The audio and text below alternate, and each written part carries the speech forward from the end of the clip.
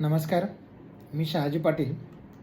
आज मी एकात्मिक विकास नियमावलीवरती बोलणार आहे. महाराष्ट्र गव्हर्नमेंटनं 2 डिसेंबर 2020 पासून एकात्मिक विकास नियमावली लागू केली. मुंबई आणि गिरीस्थानं वगळून बाकी सगळ्या महाराष्ट्रासाठी एकच युनिफाईड DCR लागू केलं. त्याला मी शॉर्ट फॉर्ममध्ये UDCPR असं म्हणतो. आता हा जो UDCPR आहे, हा सुरुवातीला ज्यावेळेला लागू करायचं होतं त्यावेळेला त्याच्यामध्ये नवी मुंबई, सिडको एरिया आणि पनवेल हे इन्क्लूड केलेलं नव्हतं. ज्यावेळेला अगोदरचं गव्हर्नमेंट त्याच्यावरती काम करत होतं, अगोदरच्या गव्हर्नमेंटनं साधारणतः 3 वर्ष त्याच्यावरती काम केलं. त्याच्यानंतर हे नवीन गव्हर्नमेंट आल्यानंतर त्याने 1 वर्ष त्याच्यावरती काम करून ते काम करताना त्याच्यामध्ये सिडको एरिया, नवी मुंबई आणि पनवेल या एरियालासुद्धा त्याच्यामध्ये इन्क्लूड केलं. त्याच्यामुळं आता मुंबई वगळता सर्व एरिया हा युनिफाईड DCRमध्ये आलेला आहे. या गव्हर्नमेंटचं विशेष आभार सिडको एरिया, नवी मुंबई आणि पनवेल त्यांनी त्याच्यामध्ये इन्कॉर्पोरेट केल्याबद्दल. आता UDCPR इम्प्लिमेंट झाल्यानंतर आज जवळजवळ 7 महिने झाले आणि या 7 महिन्यामध्ये सिडको या महामंडळानं एका सिंगल माणसाला कमेन्समेंट सर्टिफिकेट दिलं नाही. कमेन्समेंट सर्टिफिकेटमध्ये बांधकाम चालू करण्याची परवानगी. आता हे जे बांधकाम परवानगीचं सर्टिफिकेट आहे, हे एकाही माणसाला न इश्यू करण्याचं कारण म्हणजे सिडको असं म्हणते की आम्हाला UDCPR अजून समजलंच नाही. आता शहराचे शिल्पकार म्हणून मिरवणाऱ्या सिडकोच्या प्लॅनरना UDCPR समजला नाही किंवा UDCPR हा समजून घ्यायचा नाही, याचं औषध मला तरी सापडलं नाही. मी गेले 7 महिने त्याचा पाठलाग करते. मी जॉईंट डायरेक्टर प्लॅनिंग यांच्याकडं नंबर ऑफ वेळा मीटिंग केल्या. सिडकोचे सिनियर प्लॅनर, सिडकोचे ॲडिशनल चीफ प्लॅनर रविकुमार साहेब यांच्याकडे मीटिंग केलं. तर त्यांचं जे इंटेन्शन आहे हा UDCPR समजून घ्यायचंच नाही. म्हणजे झोपेचं सोंग घेतलेल्या माणसाला जसं उठवता येत नाही तशी कंडिशन आहे. एवढा निगेटिव्ह अप्रोच आहे की त्यांना हा UDCPR इम्प्लिमेंटेशन नाही केला, 6 महिने नाही परमिशन दिली, 7 महिने नाही दिली, तर नुकसान काय होणार आहे याची त्यांच्याकडे इंटेन्सिटीच नाही, 0 इंटेन्सिटी. नुकसान कुणाचं होतं आहे? गेल्या 7 महिन्यामध्ये कोरोनासारख्या कंडिशनमध्ये गरीब बिचाऱ्या लोकांना रोजगार मिळाले नाही. तुम्ही इमॅजिन करा की 1000 कोटीचं नुकसान झालेलं आहे. लेबरांना काम नाही. आर्किटेक्ट लोक गेले 6 महिने प्लॅन बनवतात आणि फाडून टाकतात. कारण सिडकोनं अजून FSIचं क्लिअरच केलं नाही. म्हणजे 1.1चा FSI 1.1 होतो आणि 1.5चा FSI 1.6 होतो. ही गोष्ट 8 दिवसापर्यंत सिडकोनं मान्यच केली नव्हती. ती मान्य केली तरी अजून त्यांचं असं म्हणणं आहे की ठीक आहे, असं आम्ही म्हटलो आणि ते आम्ही म्हटलेलं अजून MD साहेबांना पाठवले, त्यांच्याकडनं आल्यानंतर बघू. म्हणजे आजच्या डेटपर्यंत जे काही प्लॅन बनवले त्याची स्क्रुटनी केली, त्याची शून्य व्हॅल्यू, त्याला काय मिनिंग नाही. म्हणजे UDCPRमध्ये अपेक्षित असलेल्या FSIचं मिनिंग अजून सिडको ॲक्सेप्ट करत नाही. बरं, त्याच्यासाठी कोकण भवन, सुदैवानं सिडको भवन आणि कोकण भवनमध्ये 24 मीटरच्या रोडचं अंतर आहे.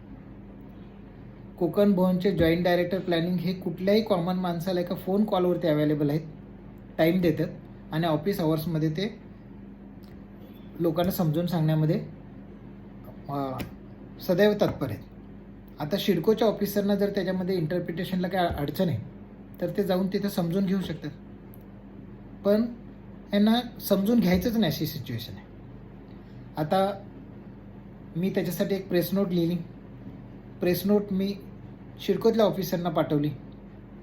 त्यांना भेटलो आणि त्यांना म्हटलं की साहेब, UDकडून जे काही आपण सजेशन ऑब्जेक्शन मागवलेले आहेत तेही अजून आले नाहीत.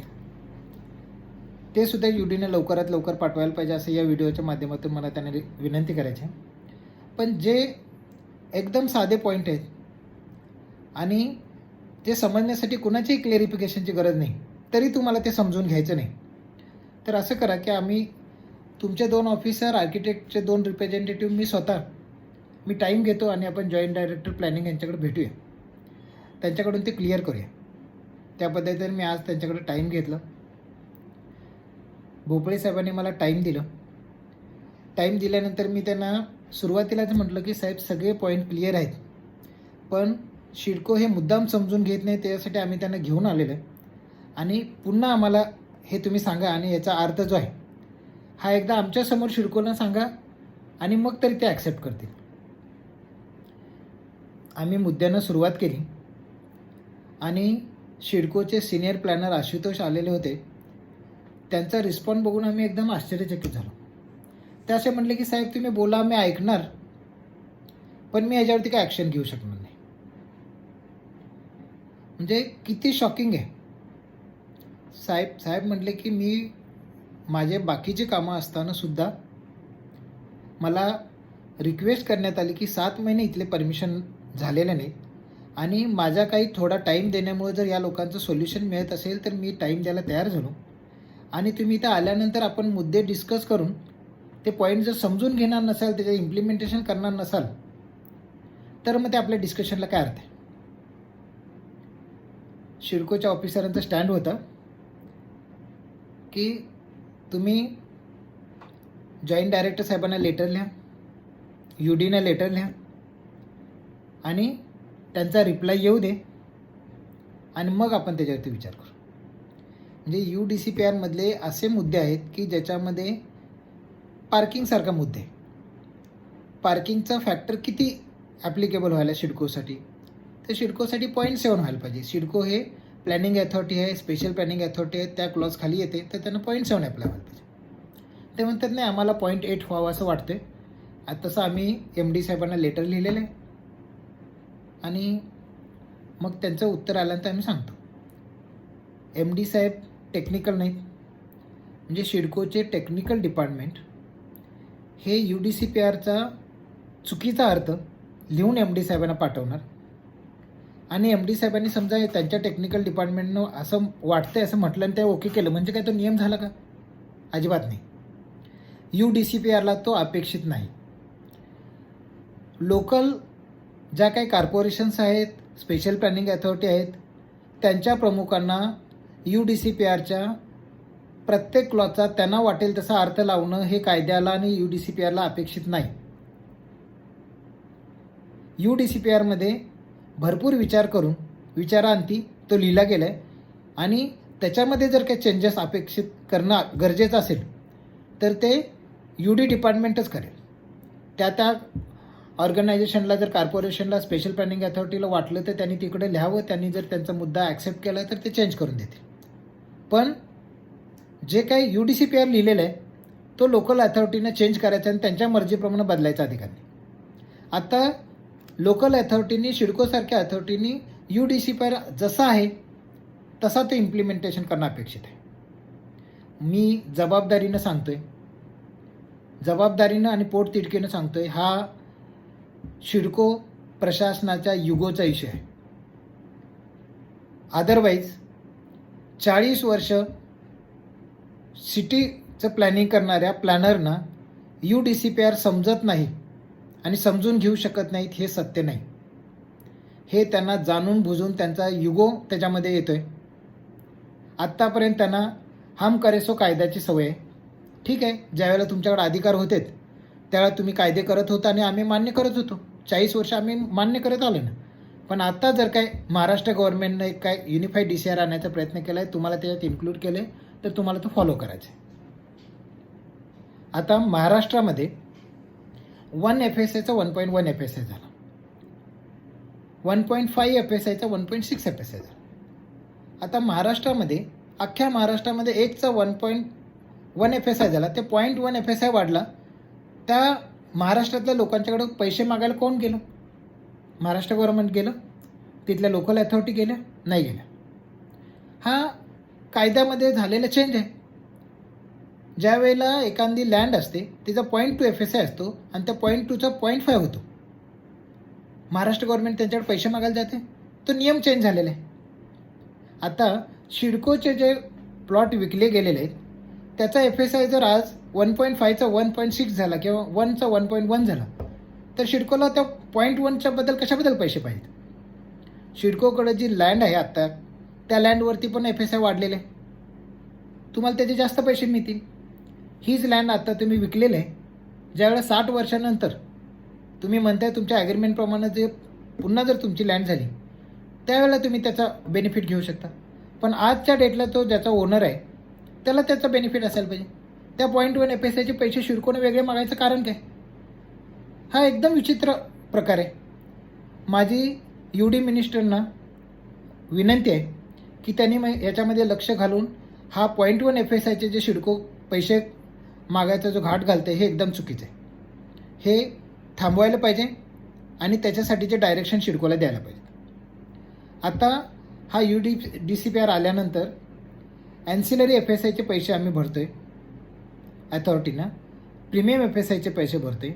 हे पैसे एवढ्या मोठ्या प्रमाणात येणार आहेत आणि त्या येणाऱ्या पैशानं इन्फ्रास्ट्रक्चर डेव्हलप होणं हे अपेक्षित आहे.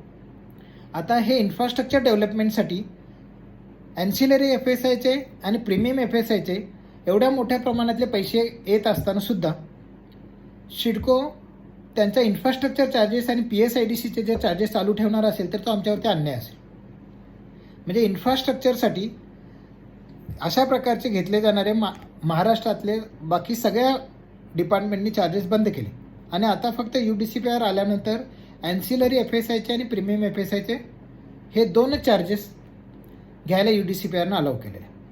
जर सिडकोनं इन्फ्रास्ट्रक्चर आणि PSIDCचे जर चार्जेस घेतले असतील तर ते या चार्जेसमध्ये रिबेट देणं अपेक्षित आहे. जर ते घेतले नसतील तर ते नाही घ्यायला पाहिजेत. फक्त PSIDC ॲन्सिलरी FSI आणि बेसिक प्रीमियम FSI हे दोनचेच एवढे पैसे सफिशियंट आहेत की ते इन्फ्रास्ट्रक्चरला पुरेसे आहेत. मोर दॅन सफिशियंट आहेत. फार जास्त पैसे येणार आहेत. याच्या पुढे जाऊन मी अशा अपेक्षा करेल की हे जे काय हजारो लाखो कोटी जे जमा होणार आहेत ऑल ओव्हर महाराष्ट्र, हे त्या कॉर्पोरेशननी त्या एरियामध्ये त्याचं चांगल्या प्रकारे युटिलायझेशन कसं होईल आणि इफेक्टिव्ह पद्धतीनं प्रोजेक्ट कसे होतील हे बघायला पाहिजे. नाहीतर एखादा प्रोजेक्ट असतो, त्याचं ड्युरेशन 3 वर्षाचं असतं, त्याचं एस्टिमेशन 500 कोटीचं असतं आणि त्याच्या इम्प्लिमेंटेशनला 10 आणि 15 वर्षे लावली जातात आणि 500 कोटीच्या प्रोजेक्टसाठी 5000 कोटीचा खर्च होतो.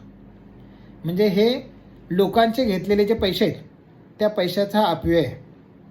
तो आत्तापर्यंत झाला आहे, ठीक आहे. आता याच्या पुढे तरी तो कर्टेल करायला पाहिजे.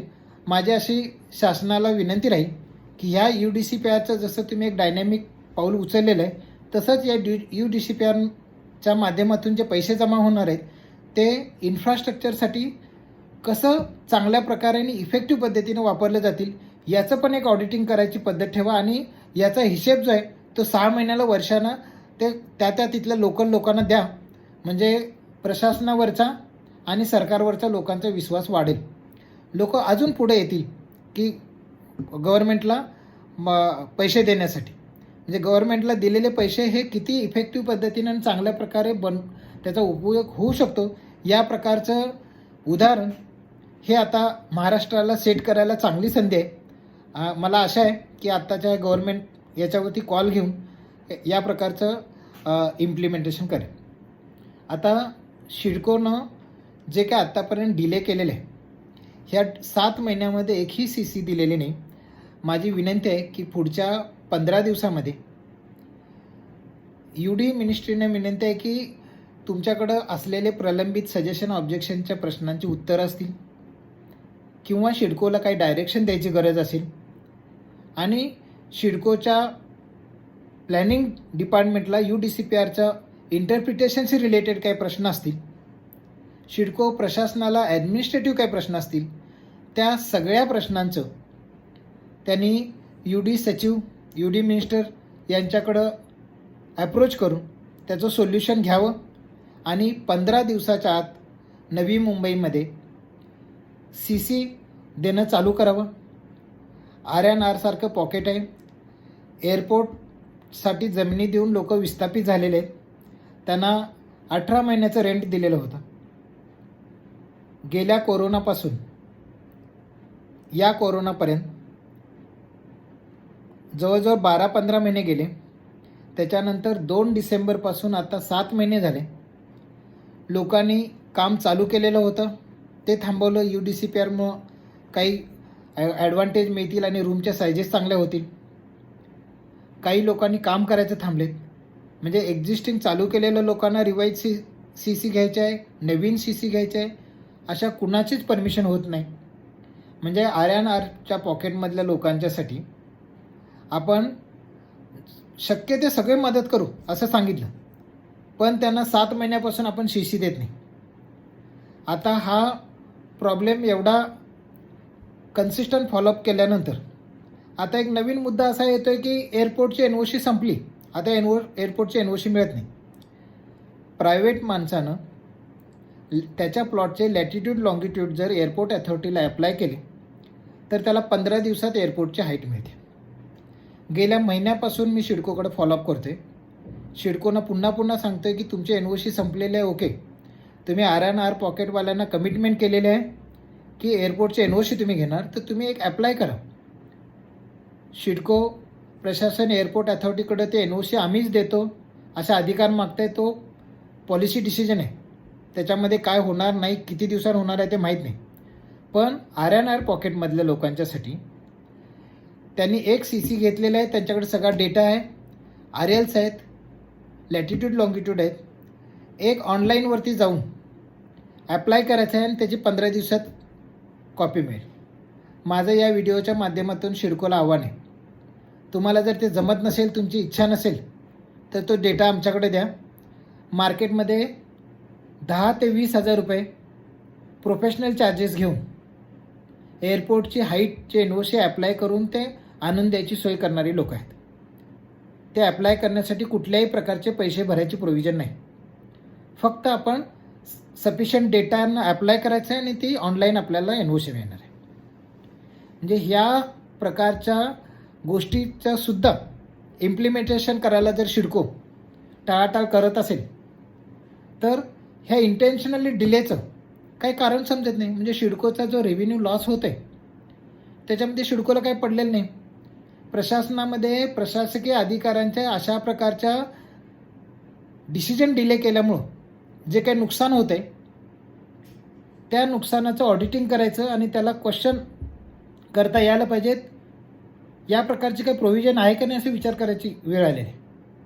म्हणजे एका ठिकाणचा 6 महिने 7 महिने लोकांच्यापासून रोजगार जर हिरावून घेतला जात असेल, प्रोफेशनली काम करणाऱ्या लोकांच्या एवढ्या इन्व्हेस्टमेंट आणि त्याच्यावरचं इंटरेस्ट असं त्यांना जर त्या कर्जाच्या खाईत लोटलं जात असेल तर सामान्य माणूस म्हणून आता प्रशासनाला सरकारला हे विचारायची वेळ आलेली आहे की या प्रकारचं प्रशासकीय अधिकाऱ्यांच्याकडनं होणाऱ्या दिरंगाईसाठी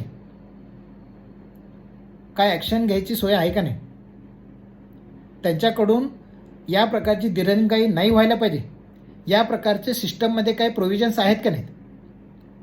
आणि जर त्या नसतील तर आपण इकॉनॉमीचं फार मोठ्या प्रमाणात नुकसान करतो.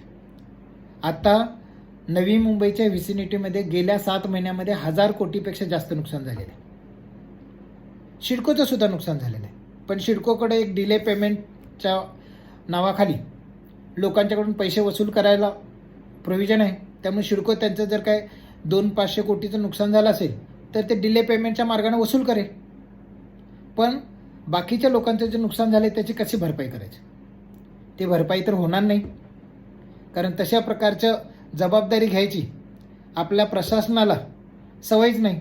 स्वातंत्र्यानंतर सवय नाही, पुढं पण लागेल का नाही माहीत नाही.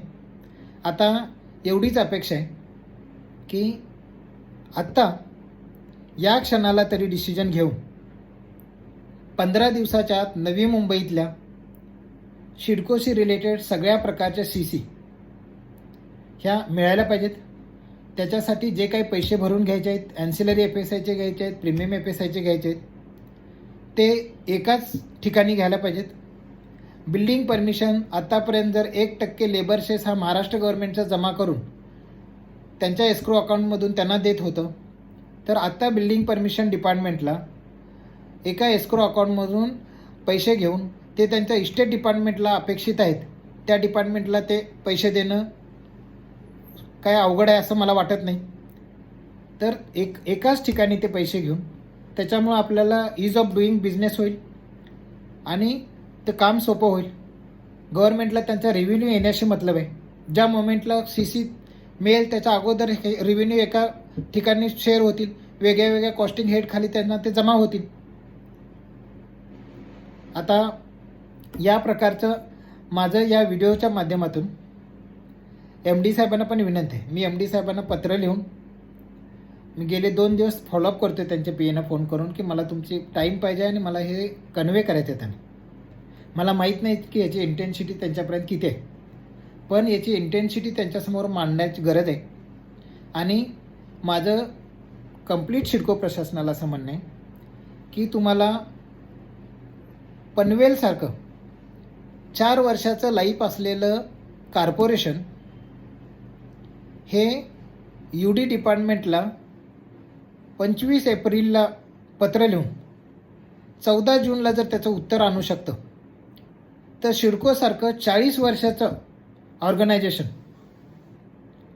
2-2 महानगरपालिकेला जन्म देणारा सिडकोसारखं ऑर्गनायझेशन, ते जर UDCPRमध्ये त्यांचं काय इंटरप्रिटेशन आहे ते क्लिअर करू शकत नाही किंवा त्याच्यामध्ये त्यांचं सजेशन ऑब्जेक्शनचं उत्तर UD डिपार्टमेंटमधून आणू शकत नाही, हे न समजणारं कोण आहे.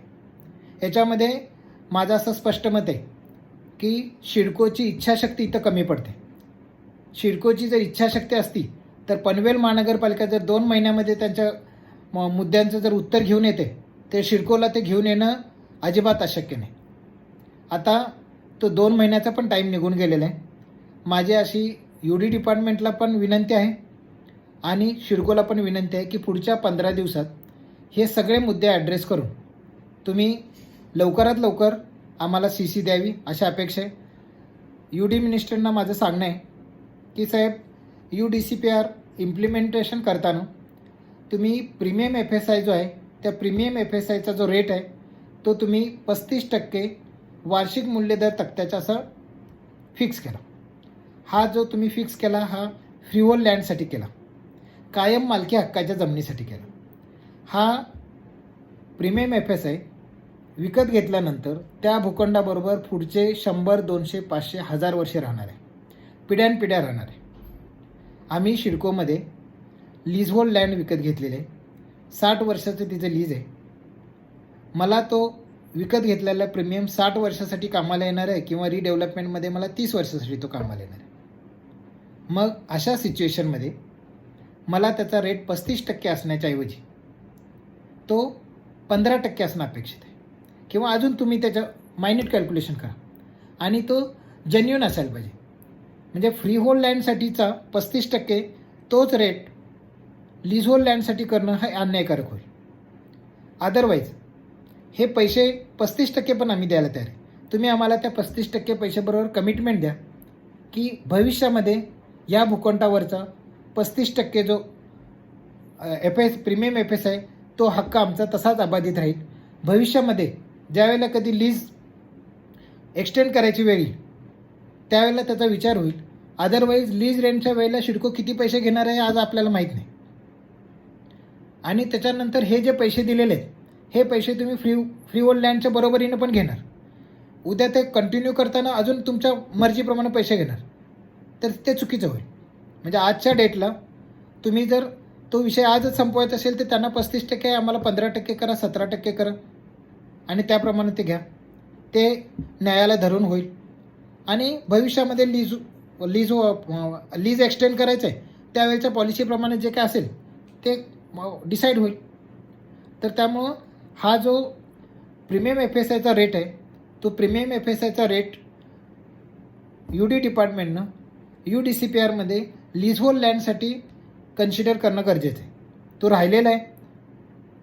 अशा बऱ्याच गोष्टी ज्या आहेत की ज्या आम्ही लक्षात आणल्यानंतर त्यांच्या लक्षात येतील आणि त्याच्यावरती ॲक्शन झालेले आहे. आत्ता पण ॲक्शन अपेक्षित आहे. तर ही मुद्दा हा लवकरात लवकर ॲड्रेस करावा.